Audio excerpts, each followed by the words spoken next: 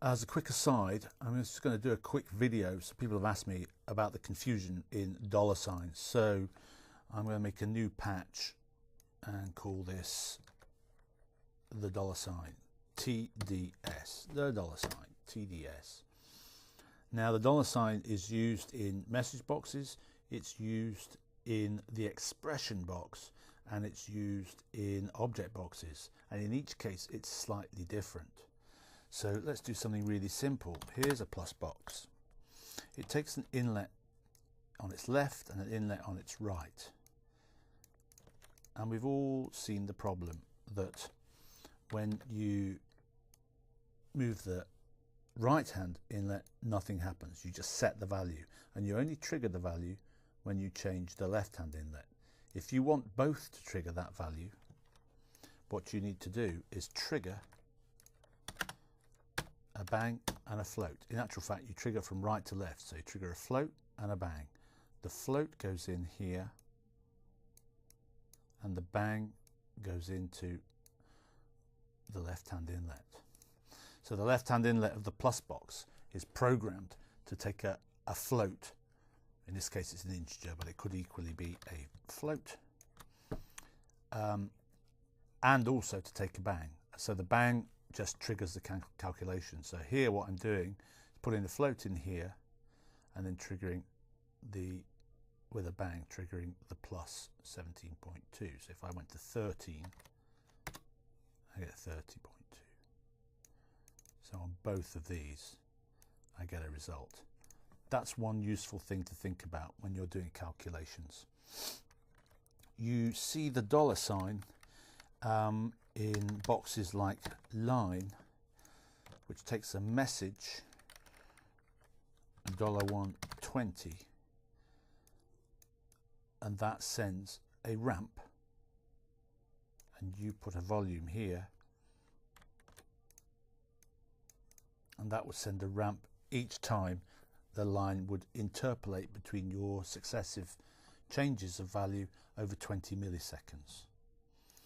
You see the dollar sign in an object box often when you make a float placeholder, and you see $1, and then let's say we bang that out and we print it.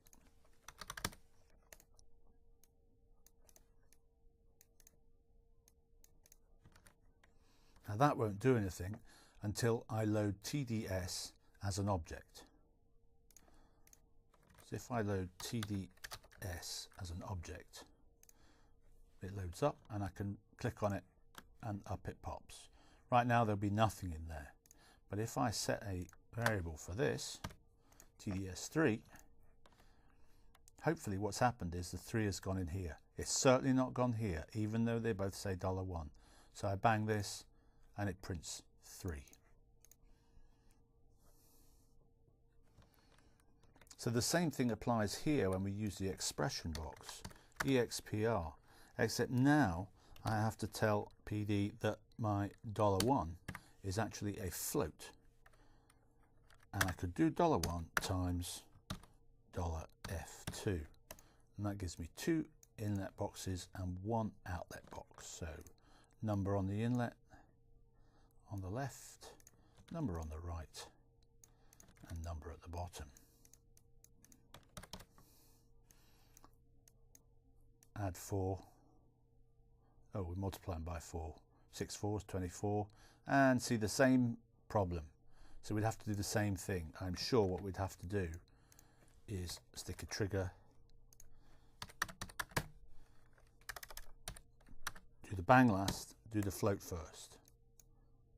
Float goes in there, bang goes in there, and I'm sure that expression, when it receives a bang, it does its calculation. So let's do 2 multiplied by 4, and we get 8. Okay, so that's working too. Finally, something that we're going to use now in the next video is the expression box, but with the function power. So this is $F1 to the power 2. So I put a number at the top, number at the bottom. 2 to the power 2 is 4. 2 times 2, 2 to the power 3 to the power 2. 3 times 3 is 9, 16, 25. So that's power one way.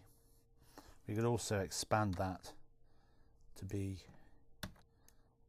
power of 2 $F1. So just by changing the order of the arguments,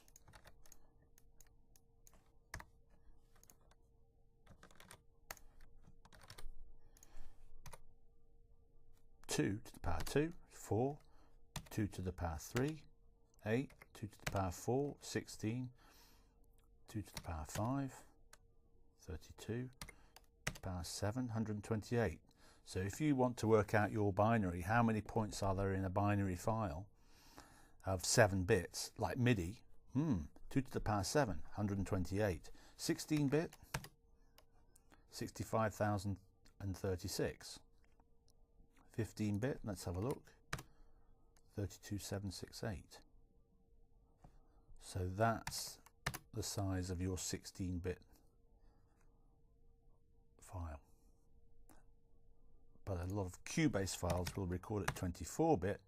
That's even too big for the box, and that's giving us some horrible maths to tell us I don't want to put all those numbers in that box. So that's the use of the $sign. Try and commit that to some reasonable functionality. We'll see it in the next video.